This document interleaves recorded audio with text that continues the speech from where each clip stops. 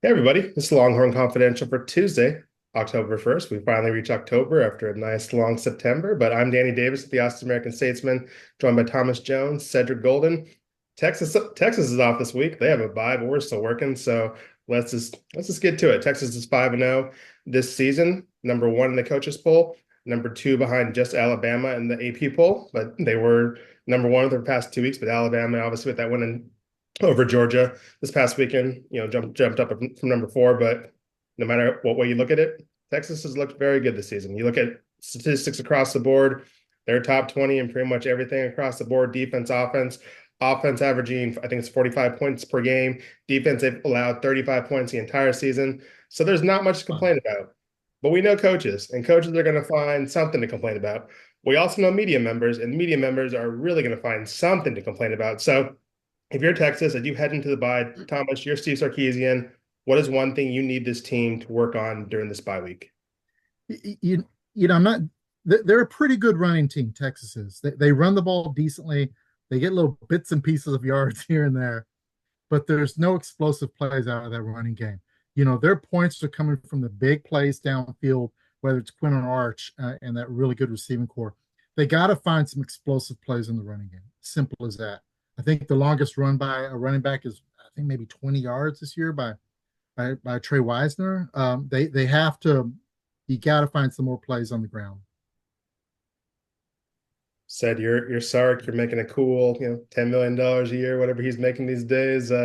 What are you working on this week when you're coming up with how to address this team during the bye? Okay, my tan from Sark. But as far as football's concerned, man, it's hard to pinpoint. Thomas, probably the number one issue is, can they get some explosive plays from that run game? I don't like the administrative errors that I'm seeing. Snap infractions from Jake Majors. I think he's got two or three of those this year. Mm-hmm. The holding penalties, the false starts. Those are little things that can kill a drive. Little bitty things that can kill a drive, and drive killers against quality competition. I haven't played quality competition yet.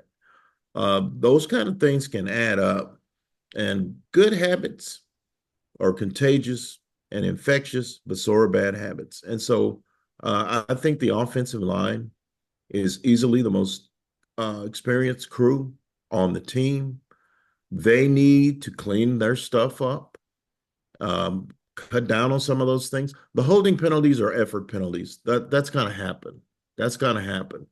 But false starts and snap infractions, those are little penalties that can hurt you in the long run. So I think they're going to clean that up. That's very fixable. That's a mental thing, not a physical thing. So they clean that up and stay in shorter fields, because I'm telling you, there's a big difference between 2nd and 5 and 2nd and 15. 2nd and 5 is a play caller's paradise, and Sarkisian might be the best play caller in the country. 2nd and 15 kind of limits you. So getting rid of those little bitty boo boos, I think, will really help them in the long run.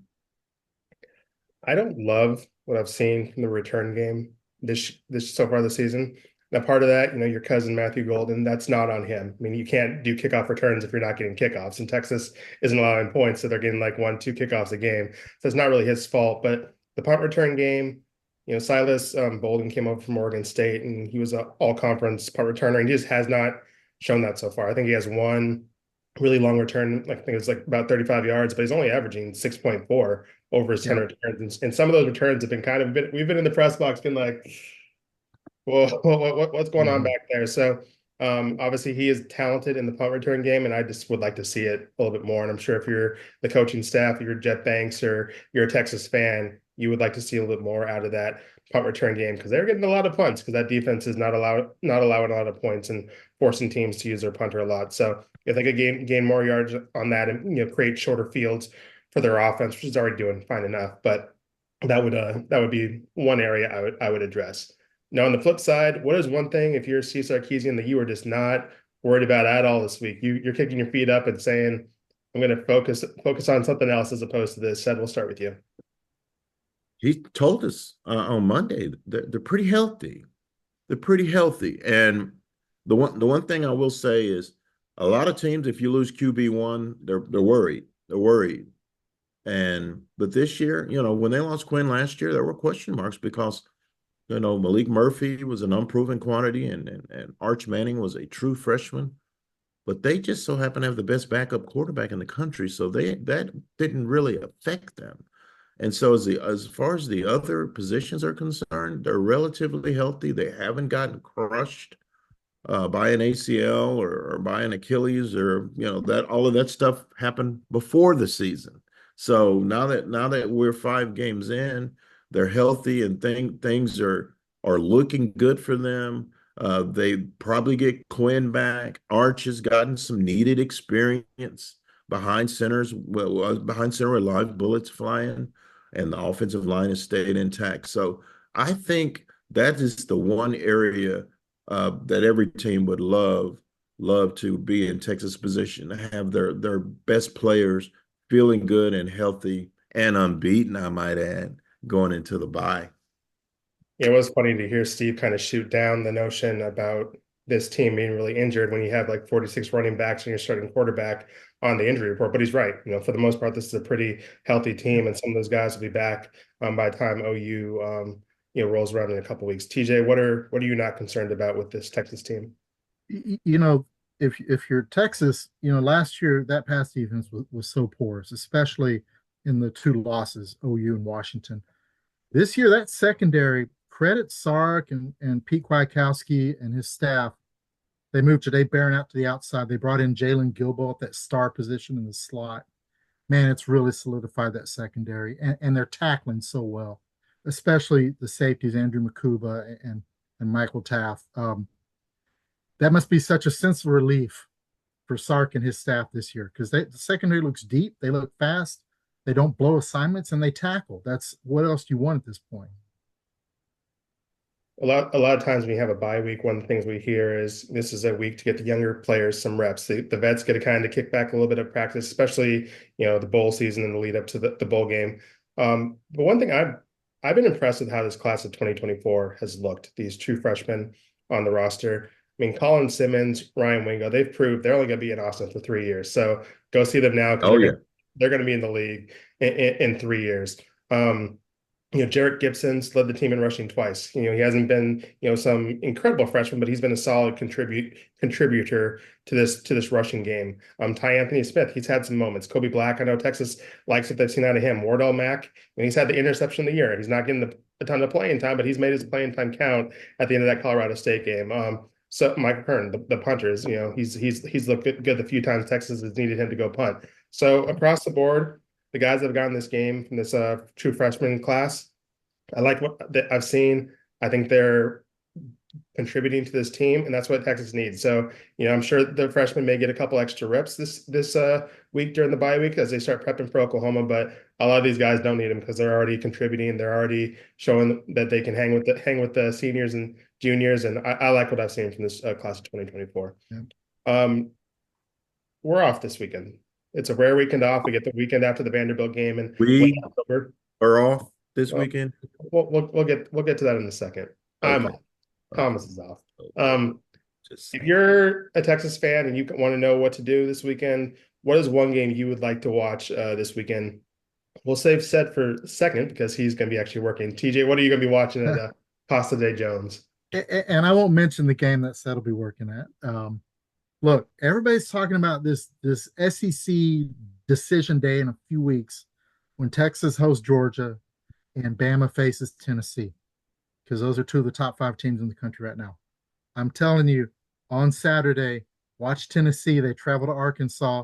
Arkansas is going to pull the big upset. Watch what happens. Wow. Arkansas should have won in Stillwater. They should have beaten a nationally ranked Okie State team.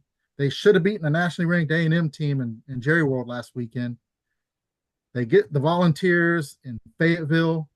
Arkansas is going to pull the upset. It's going to be what everybody's talking about by the end of Saturday. Seth, what are you doing this weekend? I'm working hard for the money. Dun, dun, dun, dun. So hard for it, honey. I'm going to be in College Station for A&M v. Missouri. That's a really good SEC matchup. And if National. I'm the Texas Longhorn fans, I'm really going to be watching that one because we get to see if what Aggie is made of against a quality top 10 type team. Missouri had its hands full 2 weeks ago against Vanderbilt, and now they get a hard-nosed A&M team that's kind of figured out how to win early in the season. I think the Tigers are probably going to go in there and win, but the Aggies are scrappy, and the Aggies are a pretty tough team. Um, that's probably the game, even if I wasn't traveling to College Station, that's probably the game that I would be tuned into the most, and with that Arkansas-Tennessee game not far behind. My suggestion to Texas fans would be to go outside. I mean, it's Stop it. They're it's football fans. oh, it's going to be a lovely October. You're going to have a long season ahead of you. Go enjoy some times with your family. Go get some chores done around the house. We're going to be taking Charlie to a pumpkin patch this weekend. Our guy Rick can too. Someone's finally making an honest man out of him. So we're going to go Lickster, congrats. celebrate him on Saturday afternoon. A couple of us are going to go, grab some beers with Rick. So that'll be nice. If I'm going to pick one game though, I think there's not going to be a bigger representation of how absurd this realignment stuff is than Saturday night, Miami going to Cal with a Heisman Trophy contender to play a game that will not kick off back home in Coral Gables until 10:30 at night. And this is a conference game. That is so absurd that I love it. I think it's gonna be fun. Obviously, Miami coming off that dramatic win last week. Cal's having a lot of fun with their social media and Twitter games. So if they win that, it's gonna be fun to watch. But the fact that I'm gonna be watching Miami kick off at 9:30 Central Time is absurd. But that's the world we live in, and a good ACC rivalry game, Cal and Miami. But I'm just gonna be watching that for just the absurdness of it. To be fair, 10:30 p.m. in Miami is like happy hour in Miami. Not for everyone. I mean, I thought you were going to bring up Michigan and Washington as a conference game because that's still freaky to me. all these conference games are a little freaky, but the concept of a California school playing hosting a team from Florida in a conference game, and the people back home are watching, unless they're out partying, they're either watching the game from the club or from their bed. I mean, those are the two options to watch this game if you're a Hurricanes fan. But that's something to watch if you don't want to watch SNL on Saturday night. So, but whatever you want to watch, be sure to tune into statesman.com, at least for the Texas A&M coverage. Tony Catalina will be over there. Cedric Golden obviously is going to be writing his column from there. As far as on second thought this week, what do you have for us? Any teases to give us? Yeah, I haven't asked them yet, but since I'm the OG, they're gonna do it. I'm gonna interview the kids that are covering college football for us. That means when I say kids, that means not us. So Tony Catalina, Caleb Young, David Eckert. I'm gonna interview them. Also, I had a good conversation with Ben Crenshaw about Alliance Municipal celebrating its centennial. So I'll have a little bit on that. And TJ and I spoke with Rodney Terry today. They allowed us to watch basketball practice, so I'll hit on that as well. So a little smorgasbord on second thought this week. Little sampler Little platter. bye-week flavor. Yeah, there'll be, even though there's a bye week, there's still gonna be plenty of content on statesman.com. We do have some football stuff, as said, alluded to. The men's basketball team has been holding availabilities throughout the offseason, including one today where they opened up their practice. The women's basketball team holds their availability tomorrow, which is going to be a media day, a chat with Vic, which is always entertaining, and they're going to open up practice for a little bit. So some stuff out of there. I think Caleb's going out to that too. So plenty of stuff. Basketball. Thomas, you got 2 volleyball matches to prep for this weekend. Football, even though it's a bye week, we'll have plenty of stuff over at statesman.com. So be sure to check that out. And we're going to go. But thanks for listening to us wherever you listen to your podcast. Thanks for watching us on YouTube and on statesman.com. We'll be back next week to talk about Red River rivalry, showdown, shootout. I don't know what to call it. Some game that some people tend to care about a little bit around these parts. But we'll be here to talk about that next week. And we appreciate y'all tuning in, and enjoy your bye week. Deuces.